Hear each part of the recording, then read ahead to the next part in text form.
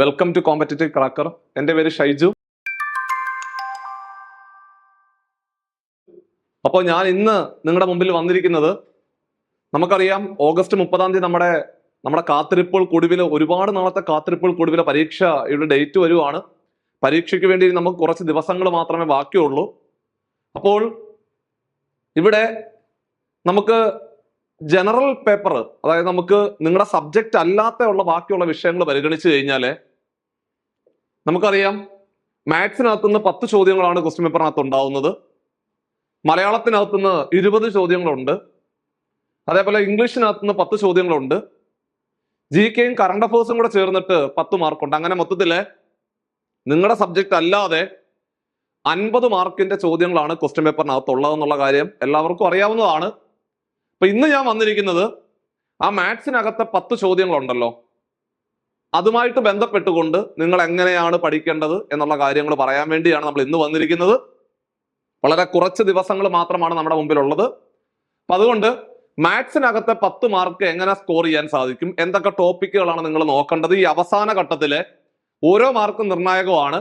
അപ്പൊ ഏതൊക്കെ ചാപ്റ്ററുകളാണ് നിങ്ങൾ കൂടുതൽ ഡീറ്റെയിൽഡ് ആയിട്ട് നോക്കേണ്ടതെന്ന് ഉൾപ്പെടെയുള്ള കാര്യങ്ങളാണ് നമ്മൾ പറയാൻ വേണ്ടി വന്നിരിക്കുന്നത്.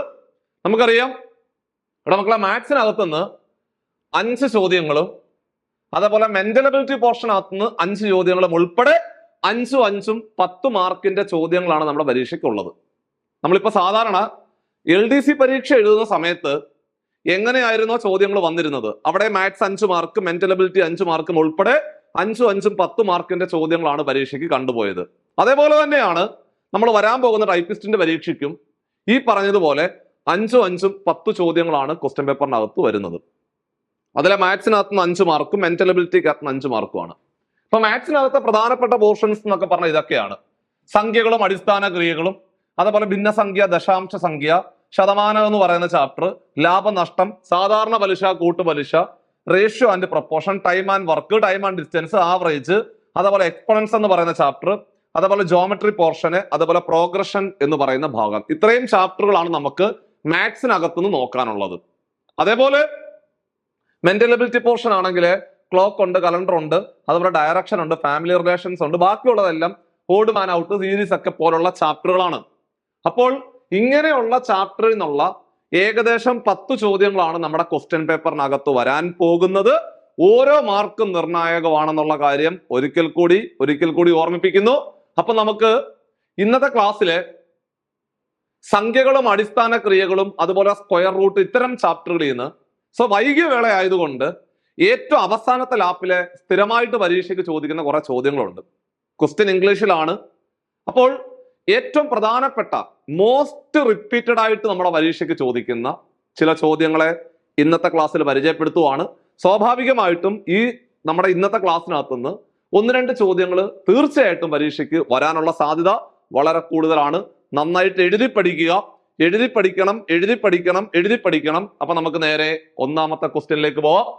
എടാ മക്കളെ, ഒന്നാമത്തെ ചോദ്യം ഇതാണ്: x + 1/xന്റെ വില 5 ആണെങ്കിൽ x² + 1/x² എത്ര എന്നാണ് ചോദിച്ചിരിക്കുന്നത്. അതേപോലെ തന്നെ x + 1/xന്റെ വില 6 ആണെങ്കിൽ x² + 1/x² എത്ര എന്ന് മറ്റൊരു ചോദ്യവും നിങ്ങളുടെ മുമ്പിലേക്കുണ്ട്. സ്ഥിരമായിട്ട് കാണുന്ന ഏറ്റവും പ്രധാനപ്പെട്ട ചോദ്യമാണ്. ഒന്നുമില്ല, നിങ്ങൾ ചെയ്യേണ്ടത്, എടാ സ്ക്വയറിന്റെ ചോദ്യമല്ലേ ചോദിച്ചിരിക്കുന്നത്, x² + 1/x² എത്ര എന്നാണ് ചോദ്യം. സെയിം ചോദ്യം തന്നെയാണ്, 5ന് പകരം 6 ആണെന്ന് മാത്രമേ വ്യത്യാസമുള്ളൂ. തൊട്ടടുത്ത ക്വസ്റ്റ്യനിലേക്ക് പോകുമ്പോൾ x - 1/xന്റെ വില തന്നിട്ട് x² + 1/x² വില എത്ര? തൊട്ട് മുമ്പത്തെ ക്വസ്റ്റ്യൻ എന്താണ്? x + 1/xന്റെ വില തന്നിട്ട് x² + 1/x² വില എത്ര? ഇവിടെയോ എടാ x - 1/xന്റെ വില തന്നിട്ട് x² + 1/x² വില എത്ര എന്നാണ് ചോദ്യം. ഇത്തരത്തില് സ്ക്വയറിന്റെ ചോദ്യങ്ങളാണ് പരീക്ഷയ്ക്ക് ചോദിക്കുന്നതെങ്കിൽ, ഇതുപോലെ സ്ക്വയർ പ്രോബ്ലങ്ങളാണ് പരീക്ഷയ്ക്ക് ചോദിക്കുന്നതെങ്കിൽ നിങ്ങളുടെ മനസ്സിൽ പറയേണ്ട ഇക്വേഷൻ k² ± 2. മറന്നുപോലെ k² ± 2. അതായത് സ്ക്വയറിന്റെ ചോദ്യങ്ങളാണ് പരീക്ഷയ്ക്ക് ചോദിക്കുന്നതെങ്കിൽ k² ± 2, k² ± 2. k എന്ന് പറഞ്ഞാല് അവര് തരുന്ന സംഖ്യ. ഇവിടെ കയുടെ വില 5 ആണ്, ഇവിടെ കയുടെ വില 6 ആണ്. അത്രേ ഉള്ളൂ. ഇനി പ്ലസ് എടുക്കണോ മൈനസ് എടുക്കണോ എന്നുള്ളതാണ് നമ്മുടെ സംശയം. ഇവിടെ മക്കളെ പ്ലസ് എടുക്കണോ അതോ മൈനസ് എടുക്കണോ എന്നുള്ളതാണ് നമ്മുടെ സംശയം. നിങ്ങൾ ഇത്ര മാത്രം ആലോചിച്ചാൽ മതി. ചോദ്യത്തിന്റെ തുടക്കം പരിശോധിക്കുക. ആ ചോദ്യത്തിന്റെ തുടക്കത്തില് എന്ത് ചിഹ്നമാണോ കിടക്കുന്നത് അതിന്റെ ഓപ്പോസിറ്റ് ചിഹ്നം എടുക്കണം. തുടക്കത്തില് എന്ത് ചിഹ്നമാണോ കിടക്കുന്നത് അതിന്റെ ഓപ്പോസിറ്റ് ചിഹ്നം എടുക്കണം. പ്ലസ് ആണെങ്കിൽ മൈനസ്, മൈനസ് ആണെങ്കിൽ പ്ലസ്. ഇവിടെ തുടക്കത്തില് പ്ലസ് ആണ് കിടക്കുന്നത്. എടാ തുടക്കത്തിൽ എന്ത് ചിഹ്നമാണോ കിടക്കുന്നത് അതിന്റെ ഓപ്പോസിറ്റ് ചിഹ്നം എടുക്കണം. അപ്പൊ തുടക്കത്തിലെ പ്ലസ് അല്ലേ കിടക്കുന്നത്, പ്ലസ് ആണെങ്കിൽ മൈനസ് ചിഹ്നം എടുക്കണം, മൈനസ് ചിഹ്നം എടുക്കണം. അതായത് K square -2 K square -2. K എന്ന് പറഞ്ഞാല് അവര് തരുന്ന സംഖ്യയാണ്. കെ എന്ന് പറഞ്ഞാല് അവര് തരുന്ന സംഖ്യയാണ്. ഇവിടെ കെയുടെ വില 5 ആണ്. കെയുടെ വില 5 ആണ്. 5ന്റെ സ്ക്വയർ 25 ആണ്. 25ന് 2 കുറച്ചാല് 25ന് 2 കുറച്ചാൽ ഉത്തരം 23. സിമ്പിൾ. ഒറ്റ സെക്കൻഡ് കൊണ്ട് ആൻസർ കിട്ടിയാണ്ടോ? അത്രേ ഉള്ളൂ. തൊട്ടടുത്ത ചോദ്യം, എക്സ് പ്ലസ് 1/x വില 6 ആണെങ്കിൽ എക്സ് സ്ക്വയർ പ്ലസ് 1/x² വില എത്ര? Square problem K square plus or -2. തുടക്കത്തിലെ ചിഹ്നം പ്ലസ് ആയതുകൊണ്ട് മൈനസ് ഉള്ള ഇക്വേഷൻ കെ സ്ക്വയർ -2. കെയുടെ വില 6. കെയുടെ വില 6 ആണ്. K square -2. കാരണം തുടക്കത്തിലെ ചിഹ്നം പ്ലസ് ആയതുകൊണ്ട് മൈനസ് ഉള്ള ഇക്വേഷൻ എടുക്കണം. 6ന്റെ സ്ക്വയർ 36 അല്ലേ? ആണ്. 36ന്ന് 2 കുറച്ചാൽ എത്ര? 36ന്ന് 2 കുറച്ചാല് ഉത്തരം 34. ആൻസർ 34 എന്ന് വരും. സിമ്പിൾ. അങ്ങനാണെങ്കിൽ തൊട്ടടുത്ത ചോദ്യം നോക്കാം. സ്ക്വയർ പ്രോബ്ലം ആയതുകൊണ്ട് കെ സ്ക്വയർ പ്ലസ് ഓർ -2 ആണെന്ന് മനസ്സിലായി. ഇവിടെ മക്കളെ തുടക്കത്തിലെ ചിഹ്നം മൈനസ് ആയതുകൊണ്ട് പ്ലസ് ഉള്ള ഇക്വേഷൻ ആണ് എടുക്കേണ്ടത്. അതായത് കെ സ്ക്വയർ പ്ലസ് 2. കെയുടെ വില 6 ആണ്. 6ന്റെ സ്ക്വയർ 36. 36ന്റെ കൂടെ 2 കൂട്ടിയാൽ ഉത്തരം 38. ആൻസർ 38. കണ്ടോ? കഴിഞ്ഞു. സ്ക്വയർ പ്രോബ്ലം ആയതുകൊണ്ട് കെ സ്ക്വയർ പ്ലസ് ഓർ -2. തുടക്കത്തിലെ ചിഹ്നം മൈനസ് ആയതുകൊണ്ട് പ്ലസ് ഉള്ള ഇക്വേഷൻ എടുക്കണം. K square plus 2. കെയുടെ വില 7. 7ന്റെ സ്ക്വയർ 49. 49ന്റെ കൂടെ 2 കൂട്ടിയാൽ ഉത്തരം 51. കണ്ടോ? ആൻസർ 51. കഴിഞ്ഞു. അടുത്തത് സെയിം പ്രോബ്ലം, പക്ഷെ ക്യൂബിന്റെ ചോദ്യം. സോ ക്യൂബിന്റെ ചോദ്യമാണ് പരീക്ഷയ്ക്ക് ചോദിക്കുന്നതെങ്കിൽ നിങ്ങളുടെ മനസ്സിൽ വരേണ്ട equation k³ plus or minus 3k. k³ plus or minus 3k. k³ plus or minus 3k. നിങ്ങൾ ഇങ്ങനെ 2-3 തവണ റിപ്പീറ്റ് ചെയ്ത് പഠിക്കണം. സ്ക്വയർ ആണെങ്കിൽ കെ സ്ക്വയർ പ്ലസ് ഓർ -2. ഒന്നും കൂടെ, സ്ക്വയർ ആണെങ്കിൽ K square plus or -2. Cube ആണെങ്കിൽ k³ plus or minus 3k. അവിടെ കെയുടെ വില തുടക്കത്തിലെ ചിഹ്നം എന്താണ്? തുടക്കത്തിലെ ചിഹ്നം പ്ലസ് ആണ്. ഇവിടെ മക്കളെ തുടക്കത്തിലെ ചിഹ്നം പ്ലസ് ആണെങ്കിൽ മൈനസ് ഉള്ള ഇക്വേഷൻ എടുക്കണം. തുടക്കത്തിൽ എന്ത് ചിഹ്നമാണോ കിടക്കുന്നത് അതിന്റെ ഓപ്പോസിറ്റ്. പ്ലസ് ആയതുകൊണ്ട് മൈനസ്. അപ്പോൾ ഇക്വേഷൻ k³ മൈനസ് 3k എന്ന് വരും. ഇവിടെ കെയുടെ വില 5 അല്ലേ? എടാ മക്കളെ 5ന്റെ ക്യൂബ് എത്ര? 5ന്റെ ക്യൂബ് 125. 5ന്റെ ക്യൂബ് 125 മൈനസ് 3k. കെയുടെ വില 5 ആണ്. 3k എന്ന് പറഞ്ഞാല് 3 × 5 15. 3 × 5 15.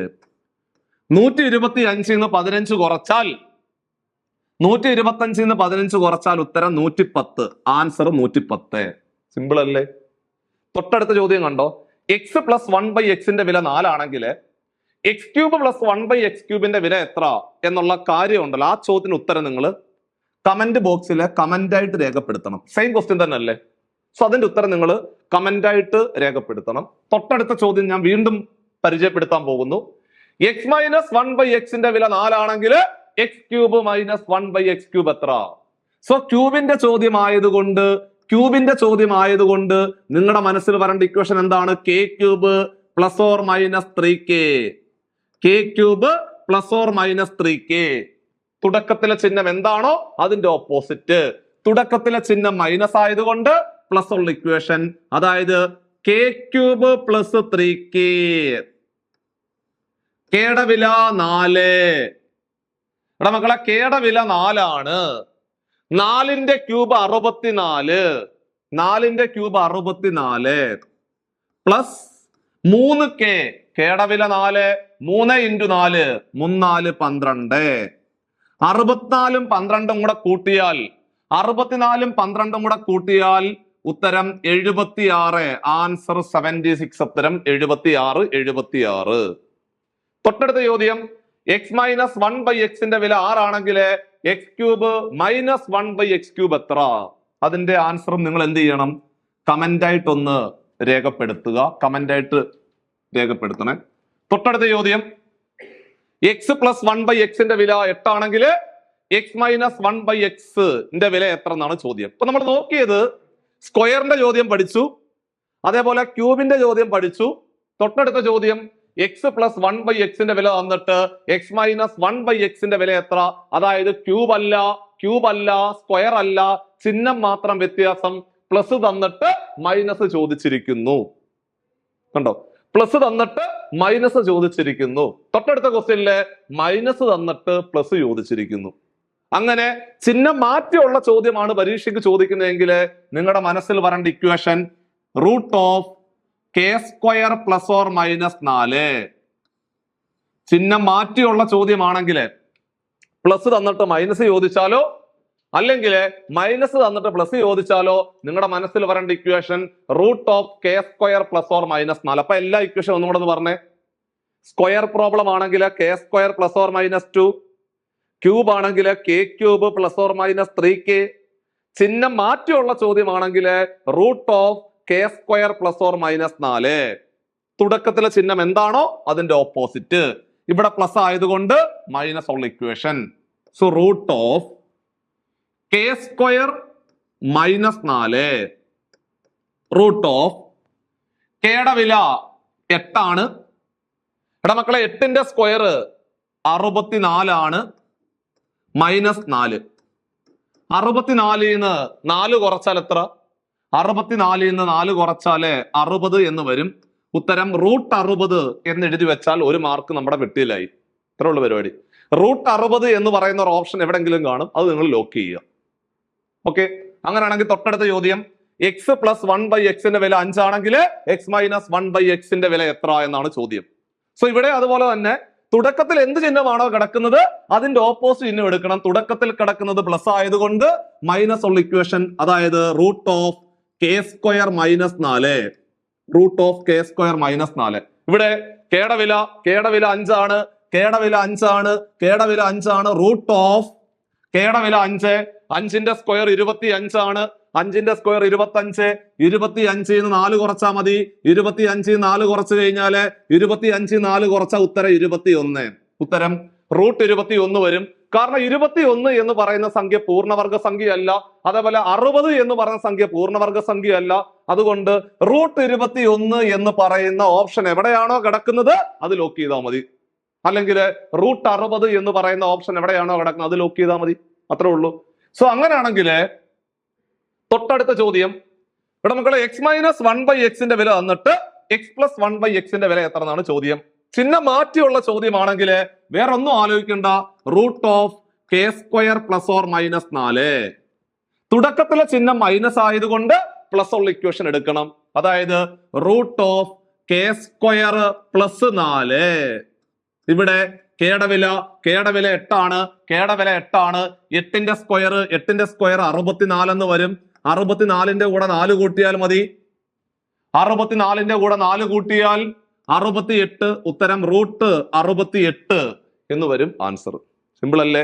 അങ്ങനെയാണെങ്കിൽ നിങ്ങൾക്കുള്ള ചോദ്യം ദാണ്ട വരുന്നു. എക്സ് മൈനസ് 1/x വില 6 ആണെങ്കിൽ എടാ മക്കളെ എക്സ് പ്ലസ് 1/x വില എത്ര എന്നുള്ള കാര്യം കമന്റ് ആയിട്ട് ഇട്. സോ അങ്ങനെയാണെങ്കിൽ ഇപ്പൊ നമ്മൾ പഠിച്ചത് ഇതൊക്കെ നമ്മൾ സ്ഥിരമായിട്ട് പരീക്ഷയ്ക്ക് കാണുന്ന ചോദ്യങ്ങളാണ്. അതായത് സംഖ്യകളും അടിസ്ഥാന ക്രിയകളും എന്ന് പറയുന്ന ഭാഗത്തു നിന്നുള്ള, അല്ലെങ്കിൽ നമ്പേഴ്സ് എന്ന് പറയുന്ന ചാപ്റ്ററിൽ നിന്നുള്ള സ്ഥിരമായിട്ട് നമ്മൾ പരീക്ഷയ്ക്ക് കാണുന്ന ഏറ്റവും പ്രധാനപ്പെട്ട ചോദ്യങ്ങളാണ് ഇപ്പൊ നമ്മൾ പറഞ്ഞത്. അതേപോലെ തന്നെ റൂട്ടിനകത്തുനിന്നും കുറെ ചോദ്യങ്ങൾ പരീക്ഷയ്ക്ക് ചോദിക്കാറുണ്ട്. അതായത് ഒരു റൂട്ടിനകത്ത് കുറെ റൂട്ട് വരുന്ന ചോദ്യങ്ങൾ കണ്ടോ. √42 plus √42 plus √42 plus up to infinity. അതിന്റെ വില എത്ര എന്നാണ് ചോദ്യം. നിങ്ങൾ ചെയ്യേണ്ട ഇത്ര മാത്രമേ ഉള്ളൂ. നിങ്ങൾ കാണുമ്പോൾ കണ്ണു തള്ളും. ഇത് നമ്മുടെ സ്ഥിരം ചോദ്യമാണ്. റൂട്ടിനകത്തുനിന്ന് സ്ഥിരമായിട്ട് പരീക്ഷയ്ക്ക് ചോദിക്കുന്ന ഏറ്റവും പ്രധാനപ്പെട്ട ചോദ്യം തന്നെയാണ്.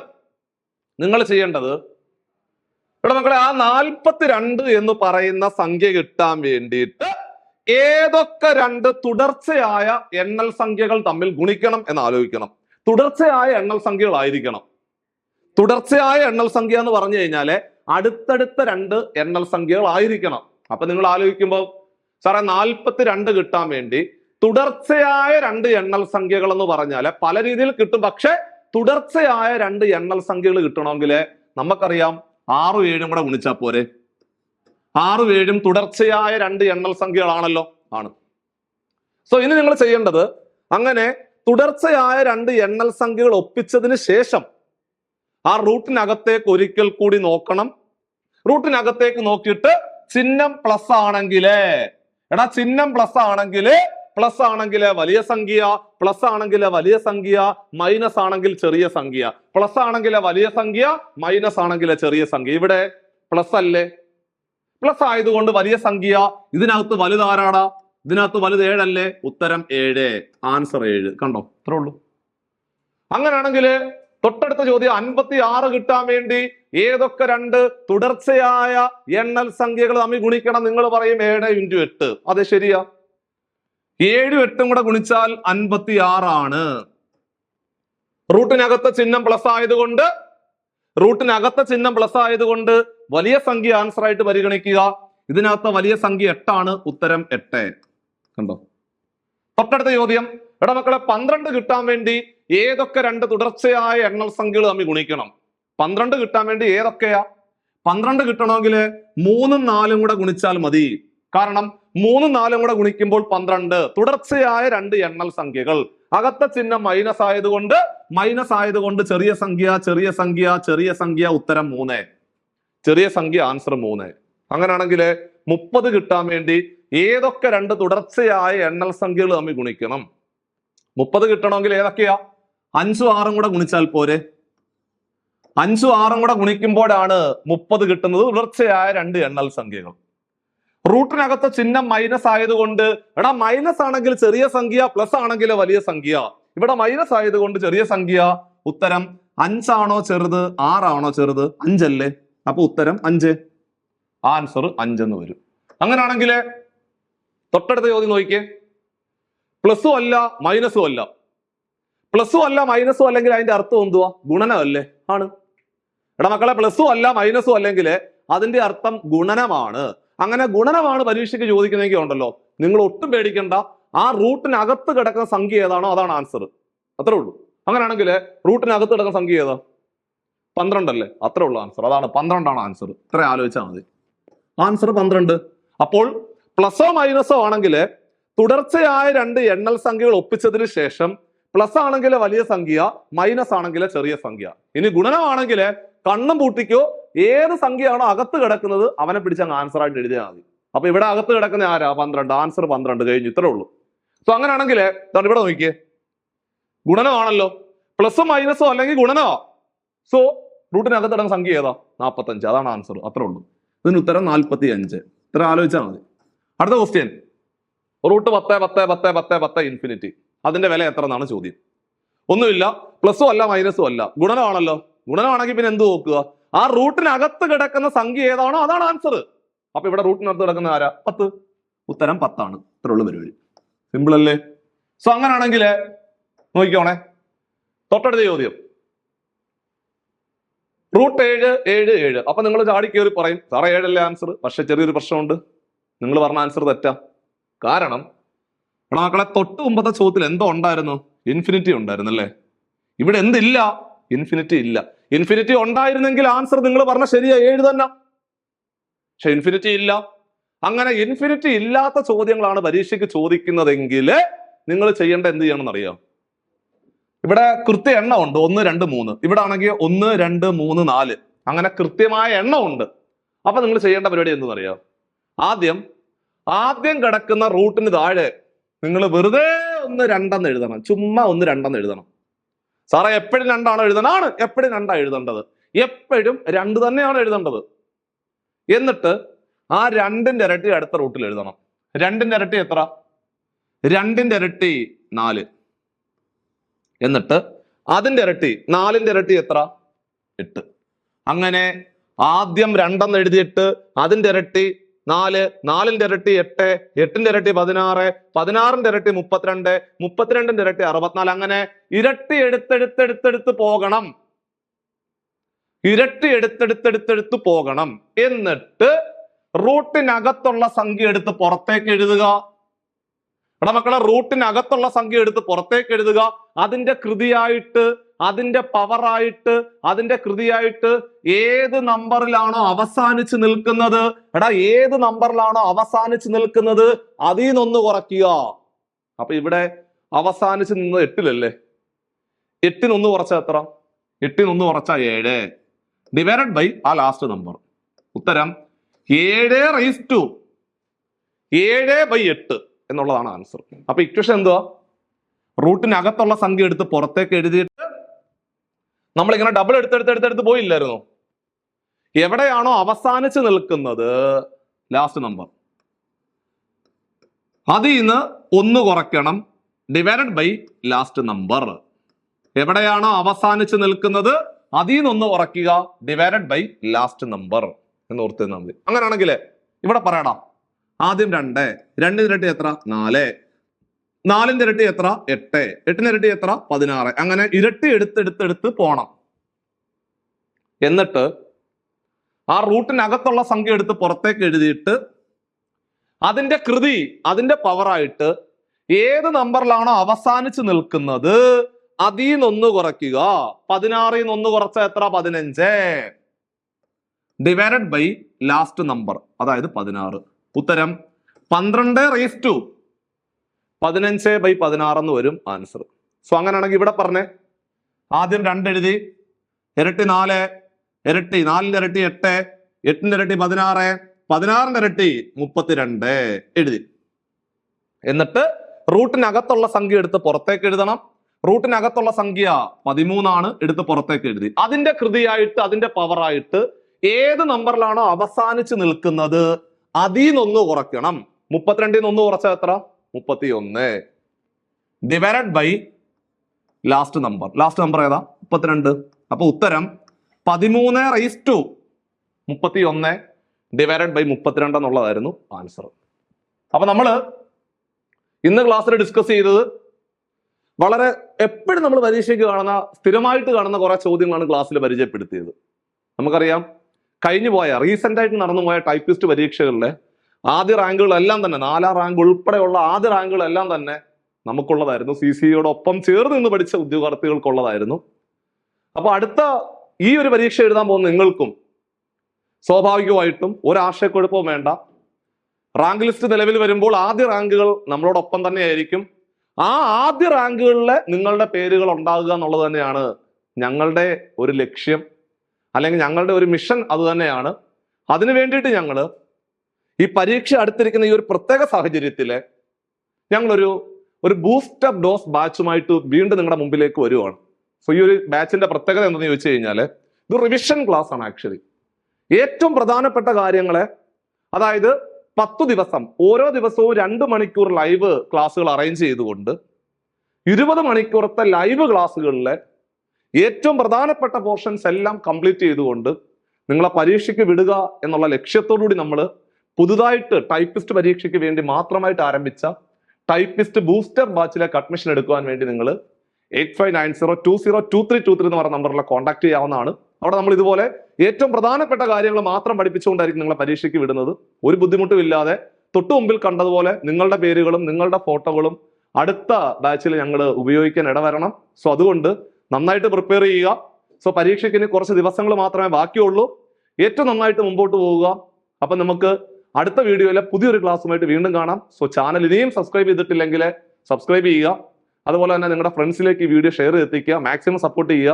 അടുത്ത വീഡിയോയിൽ വീണ്ടും കാണാം. So take care.